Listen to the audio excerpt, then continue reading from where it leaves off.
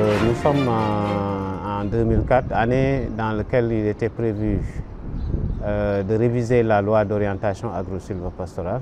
Il faut dire qu'il est issu d'un processus de mobilisation paysanne qui à l'époque avait demandé à l'État du Sénégal en 2003 de travailler sur une loi d'orientation agricole.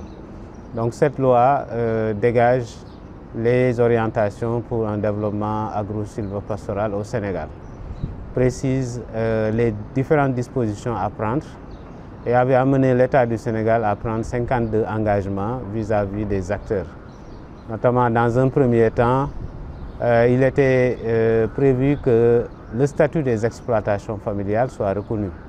Comme on le sait, l'agriculture sénégalaise s'appuie sur des familles d'agriculteurs. Donc il s'agissait de donner à ces familles d'agriculteurs un statut qui leur permettait d'avoir un environnement beaucoup plus favorable en termes d'accès à la terre, en termes d'accès à un système de protection sociale, mais également au financement et aux subventions de l'État. Donc au bout de 20 ans, il fallait évaluer cette loi pour élaborer une loi de seconde génération. Donc aujourd'hui, la préoccupation majeure que le monde paysan porte, particulièrement le CNCR, c'est que ces dispositions qui étaient prises dans cette loi-là et que certaines n'ont pas jusqu'à présent connu une mise en œuvre effective, soient relancées. Et parmi ces dispositions également, il y avait le conseil, le comité d'orientation agro-sylvo-pastorale, le comité supérieur d'orientation agro-sylvo-pastorale, qui devait être présidé chaque année par le président de la République, le chef de l'État, pour rencontrer l'ensemble des producteurs, mais également des autres acteurs qui agissent dans le secteur agricole. Donc ce conseil supérieur d'orientation agro-sylvo-pastorale a été mis en place par décret depuis 2007, mais il ne s'est jamais réuni. Donc une des préoccupations, c'est qu'en 2024, on souhaiterait que ce conseil supérieur puisse se réunir avec le nouveau président de la République du Sénégal. Au-delà de ça, cette réunion devrait être l'occasion maintenant de dire concrètement où nous en sommes par rapport à cette loi, pour aborder des questions clés. Le financement de l'agriculture.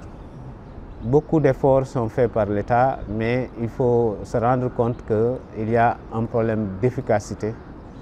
Et ce problème d'efficacité est lié particulièrement au fait que le statut de l'exploitation familiale n'est pas clair. Le métier de l'acteur n'est pas bien identifié. Donc le financement qui est donné par l'État, mobilisé par l'État, est capté par divers acteurs qu'on ignore et qu'on ne maîtrise pas. Donc en clarifiant le jeu avec le statut de l'exploitation familiale, les métiers de l'agriculture reconnus, les acteurs bien identifiés, on pourra cibler mieux ce financement de l'agriculture. Dans ce financement de l'agriculture également, il y a un défi, notamment le taux du crédit agricole. Le CNCR s'était battu à l'époque pour que le taux de crédit agricole passe de 12,5 à 7,5. Mais jusqu'à présent, on se rend compte qu'on est très loin des pays développés, où le taux de crédit est à l'ordre de 1%, 2%, 3%. Donc nous réclamons à nouveau que ce taux de crédit soit revu en baisse avec la subvention de l'État pour avoir un taux de 5% au mois. Voilà. Donc au-delà de ça, l'autre aspect qui est essentiel, c'est la question foncière. Depuis 2010, le CNCR et d'autres acteurs comme ENDA, ActionAid, Congad, ainsi de suite, IPAR, ont mis en place le cadre de réflexion et d'action sur le foncier au Sénégal. Dans un contexte de crise où il y avait vraiment une ruée vers la terre, où on pensait peut-être que c'est l'agrobusiness qui va développer l'agriculture. Et dans ce sens, on a observé ce phénomène d'accaparement des terres qui nous avait mobilisés à l'époque pour mettre en place le cadre de réflexion et d'action sur le foncier au Sénégal. Ce cadre a accompagné le processus de réforme foncière avec la Commission nationale de réforme foncière. Cette Commission nationale de réforme foncière a déposé un projet de politique foncière sur la table du président de la République. Nous souhaitons que le prochain président puisse examiner ce dossier-là. Parce que, bon, présentement, quand on regarde les discours des candidats, on se rend compte beaucoup qui parlent de titres fonciers pour les producteurs. Ça, je pense qu'il y a eu beaucoup de réflexions autour de cette décision ou bien de cette disposition possible. Mais les paysans eux-mêmes vous donnent l'information que c'est risqué pour eux. Dans un contexte où il y a une paupérisation en monde rural, dans un contexte également où il y a des hommes d'affaires qui ont des mallettes et disposés à acheter les terres, si on facilite avec des titres fonciers, en tout cas la propriété, on va se rendre compte qu'au bout de quelques années, beaucoup de terres vont passer entre les mains des riches. L'autre aspect également qui est brandi quand on parle de titres fonciers, c'est la possibilité de bénéficier de financement par les banques. Peut-être que c'est possible dans certaines localités, mais les banques ne sont pas intéressées par les terres qui sont très reculées, difficilement accessibles. Et l'autre risque qu'on voit également sur le financement bancaire, la terre est donnée en garantie dans un contexte de changement climatique où le paysan n'a pas toutes les conditions pour garantir une bonne production. Donc cela veut dire que si le paysan n'est pas capable de rembourser, toutes les terres vont être retenues par les banques. Donc voilà un gros risque qui fait que nous appelons tous les candidats qui parlent de titres fonciers en tout cas, d'immatriculation foncière, en tout cas de titrisation de la terre, d'être prudents et de susciter des débats comme on l'a fait avec la Commission nationale pour vraiment arriver à des dispositions qui sont plus sécurisantes pour les paysans, mais également plus sécurisantes pour le pays. Parce qu'au cas où, par exemple, on donne beaucoup de titres fonciers et qu'il y a des étrangers qui viennent avec suffisamment d'argent, on peut se retrouver dans un schéma où une bonne partie des terres sénégalaises sont achetées par des étrangers.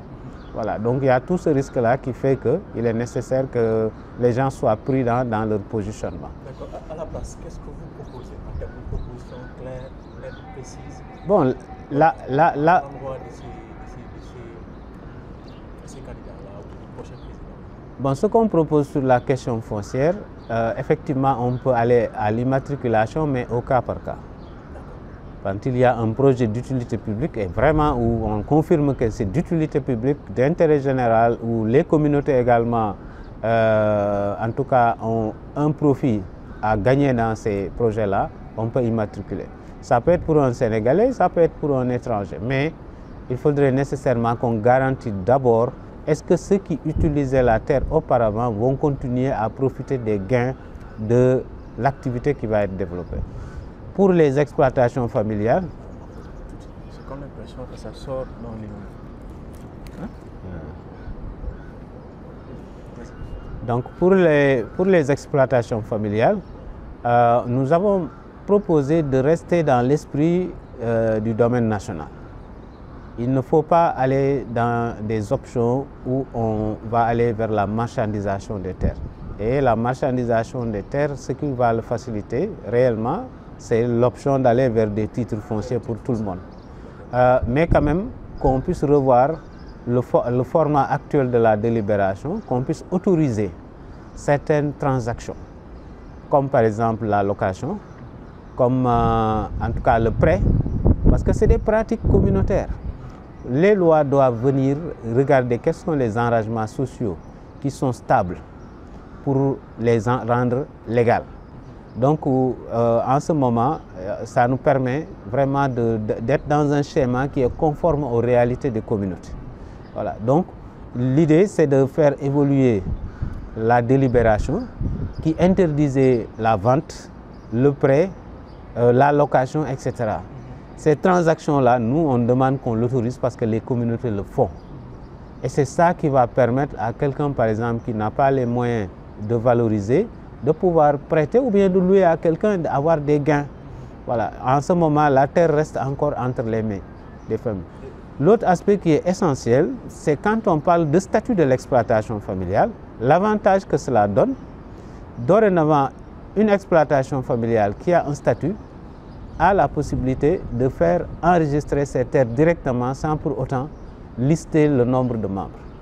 Parce que c'est comme donner une terre à une entreprise, un GIE, une coopérative, etc. Donc si l'exploitation familiale a un statut juridique, on peut dire qu'on affecte la terre à l'exploitation familiale X.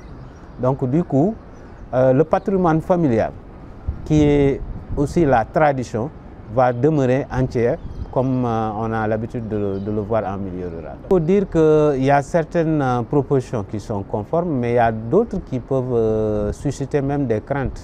J'ai parlé tout à l'heure de la question foncière. Quand certains candidats annoncent une titrisation généralisée, l'octroi de titres fonciers aux paysans, ça, des analyses et des réflexions que nous avons conduites avec les paysans eux-mêmes, nous ont montré que ce n'est pas la meilleure option. Voilà. Donc, sur la question des jeunes également, certains parlent de formation, de mieux former les gens, etc. Mais nous estimons que c'est une politique, c'est une stratégie qui permet de réussir la question des jeunes. Il faut nécessairement qu'il y ait vraiment une mise ensemble, une mutualisation des ressources, une approche cohérente qui permet vraiment de prendre le jeune qui est intéressé, de le mettre dans un circuit, de l'accompagner jusqu'à ce que son action soit opérationnelle et rentable pour vraiment maintenant le laisser évoluer tout seul, en le connectant avec les banques également et les marchés. Bon, nous appelons l'ensemble des candidats d'avoir une écoute attentive des retours du monde rural, parce que nous estimons que ce monde rural-là peut être vraiment le socle du développement inclusif et durable au Sénégal.